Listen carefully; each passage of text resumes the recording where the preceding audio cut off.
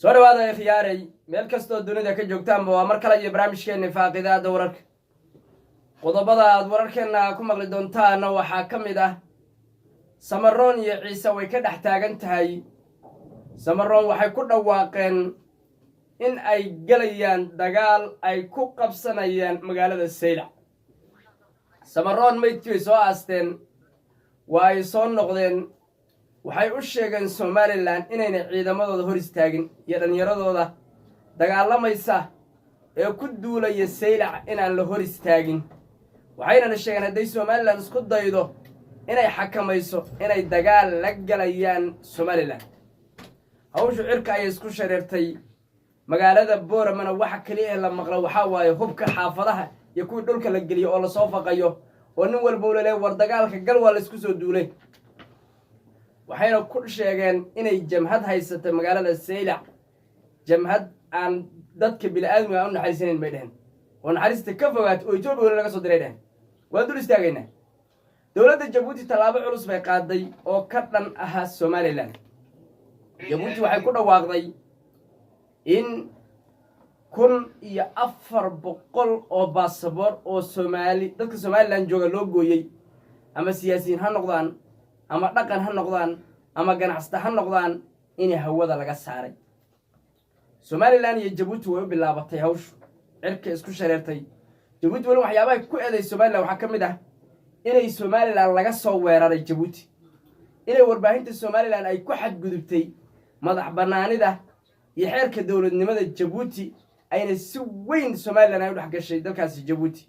xaalkuna meel adag buu maraya. sidoo kale Cabdiraxmaan Ciro madaxweynaha Somaliland waa la baadi goobaya. dawladaha Carabeed ee Sacuudiga ugu tunka weyn yahay oo Masar ay ku jirto oo Qatar ay ku jirto oo Soomaaliya ay ku jirto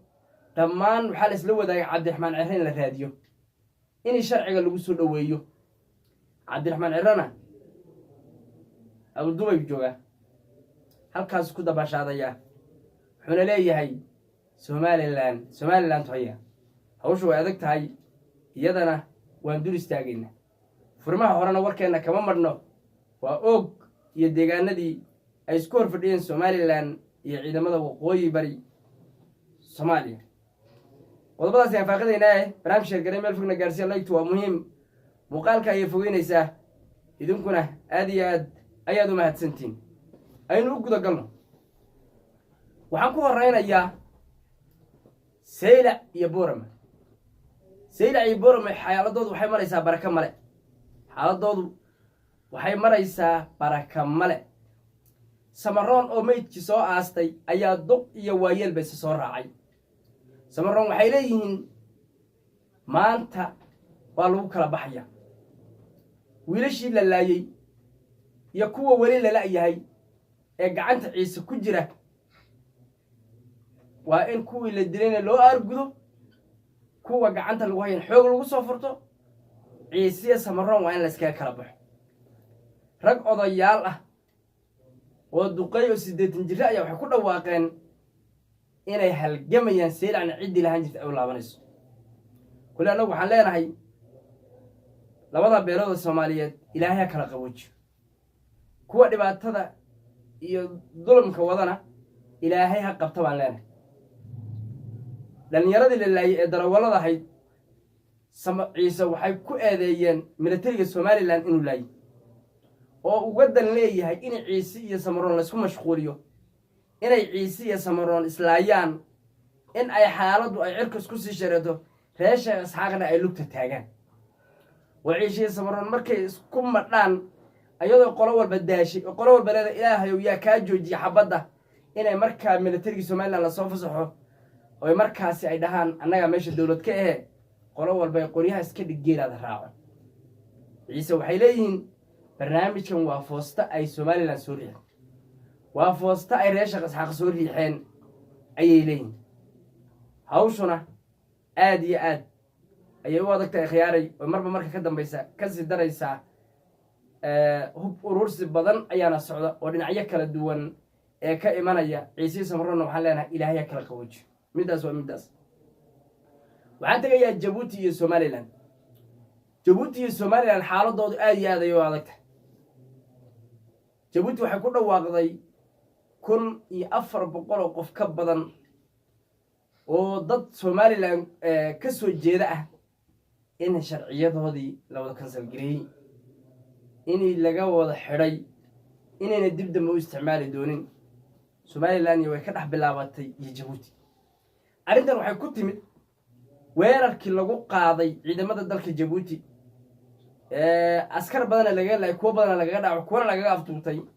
waxa la qorshahan Somaliland waxbay ku ogeey Somaliland hore waxay u sheegtay in sirdoonkood aad Jabuuti ugu jiro waxyaabo badan inay fududeyn karaan waxyaabo badan inay fulin karaan Somaliland Jabuuti ayadu xisaabaadka isku darsatay iyo aqoonsiga Somaliland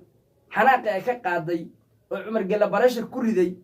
ayuu haddana weerarkan dhacay haddana weerarkii dhacay ay warbaahinta Somaliland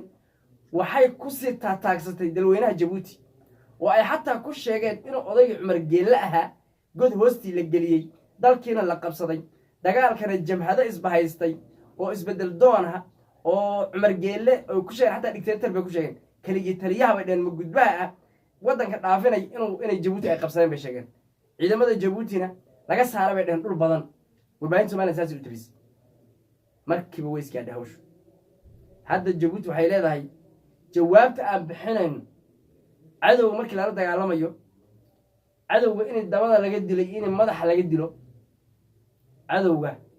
in waxa fiican laga dilo dabada in laga dilo waa saynta sabab waxay maska madaxa laga dilaa laakiin halka uu ka yimid halkaas in la dilaa fiican maska madaxa laga dilaadi ee madaxu hadii madaxa mas hadii madaxa waa run madaxa dileedu wuxuu dhimanayaa laakiin halka ay ka imanayso dhibaatadu waa salku waa Somaliland halka wax laga soo abaabulayo gundhigu meesha uu yahay xididku meesha uu yahay aasku meesha uu yahay marka inay Jabuuti Somaliland si toos ah la isku afuufi doono ayay u badan tahay ilaa 100% xaaladun aad iyo aad ay u sadkanaysa dhinaca Hargeysa ninka Cabdiraxmaan Cirro aha wala baadi goobaya Cabdiraxmaan Cirro sidoo Hargeysa ugu soo laaban lahaa ay dadku isweydiinayaan كل يوحنا مالين إثيوبيا مقدّي عند سببه زيادة خسر راعي تجيبوا إيمان تجيبوا جارك الراعي هرجيس ساكوت إيمان مالينيا لكن دولة الصومالية هي صاحبة وحيلين ورمال بقواش لي عبد الرحمن ما انتهلقت سردون بدن بلغ أديك سيبا لليه وضايقوا حتى سافر كيس هرمون الشيء ماشي جو مون الشيء لكن حوجها اللي هذا أي الشيء إنه دبي جوجو إنه نمكن إمارات هلا جوجو